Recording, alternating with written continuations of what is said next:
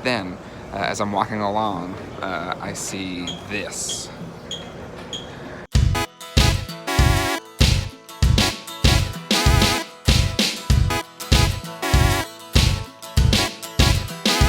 Hey everybody, and welcome to Geek Dad Life. We are at the Greensboro Coliseum in Greensboro, North Carolina, where we are setting up to sell toys at the Greensboro Toy Show. So something you probably know about me is that I collect action figures and toys from my youth. You've seen my office and my studio with all the stuff from my childhood. And something that I do on the side to kind of help supplement acquiring all of those things is sell toys. So I set up at this show and the one that's in Raleigh, and I also run my own toy convention called NC Toy Con. Definitely check that out. And this one in Greensboro is probably the biggest one in the state. And there's just, it's a month before Christmas. Everybody brings probably their best stuff to this show.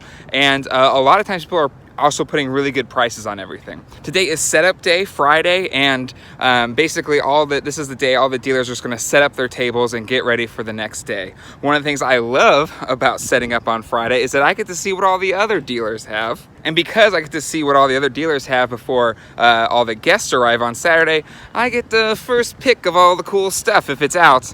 And a lot of times able to wheel and deal and put up some bundling to kind of get the best prices possible on the collectibles. Remember, if you like this content, hit like, hit subscribe, and hit the bell icon so that you're notified when the latest episode of Geek Dad Life drops. All right, well, let's go inside the convention center and see if they have any good deals to add to the Geek Dad Life collection. Here we go.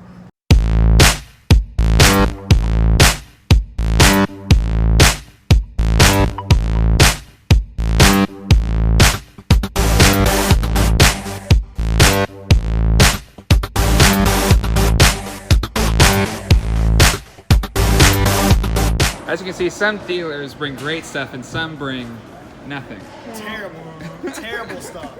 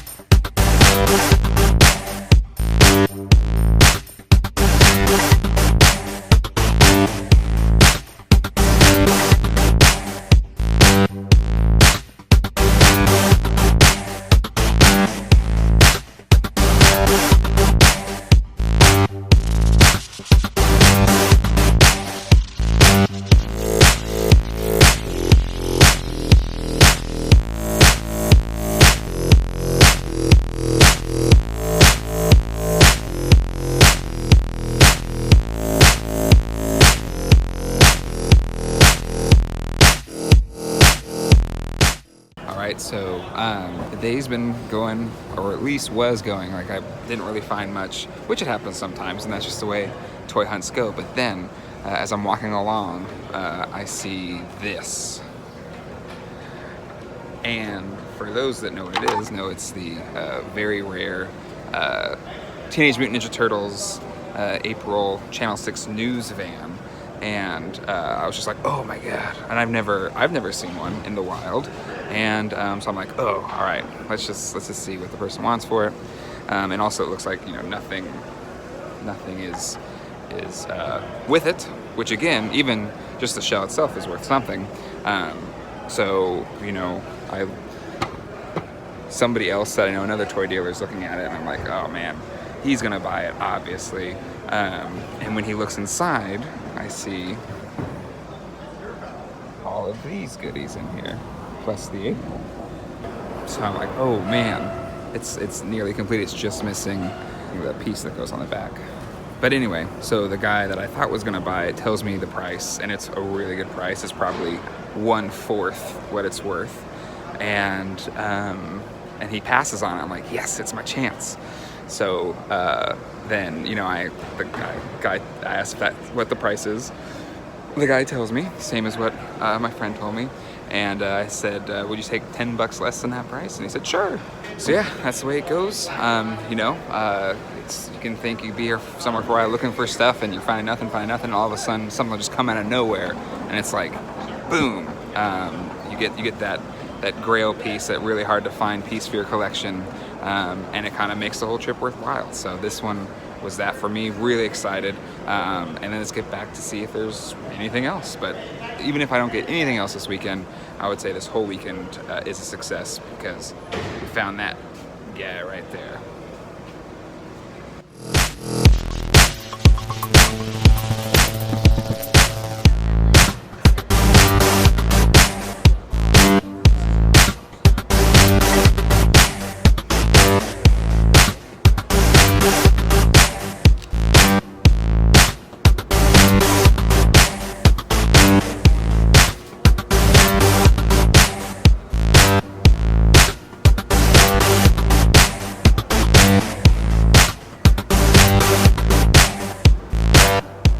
Alright, so that wraps up our setup day for the Greensboro Toy Show.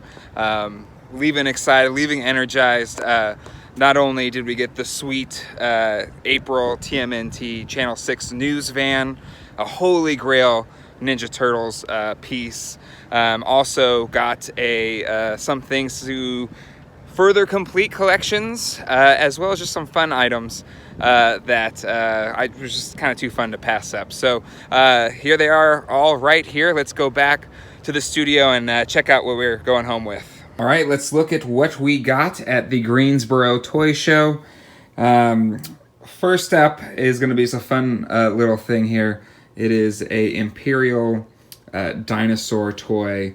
This one is stamped from 1985, and I like the Imperial monsters. I mean, I'm sure everyone knows that that Godzilla that I think every kid had, and they also made dinosaurs, and I love finding, you know, older dinosaur toys that are, you know, horribly inaccurate by today's standards. And, you know, this upright T-Rex, I think, is a great example of, you know, how we thought T-Rexes roamed around, but not the case now. So I love finding these, and the Imperial ones are actually, you know, really good quality. Like this is a really sturdy toy. Next up is a bag of TMNT parts. You know, something I really like about the Greensboro show in November is there's a lot of just like part bins where you just dig through and find you know, pieces for, you know, different toys. And whenever I come across a bag of vintage toy parts and accessories, if it's a good price, I always jump on it. And this one was a really good price. I think it was like $10 for this whole bag of Ninja Turtle parts. And if my guessing is correct, Toys That Made Us is gonna bring up all of the prices on Teenage Mutant Ninja Turtle toys. So this is a great way if you're collecting and you want to, you know, collect on a budget, or even just, you know, challenge yourself to get the best deal possible on a toy. This is a great way to do it, because, you know, you get all these parts, you can pair them up with, you know, a figure that's cheap because it's missing all the accessories, and you have all the accessories right here. So a bag of turtle accessories. Next up is one that is going to help further complete a collection of toys for me, and that is this Superpowers Mr. Freeze figure.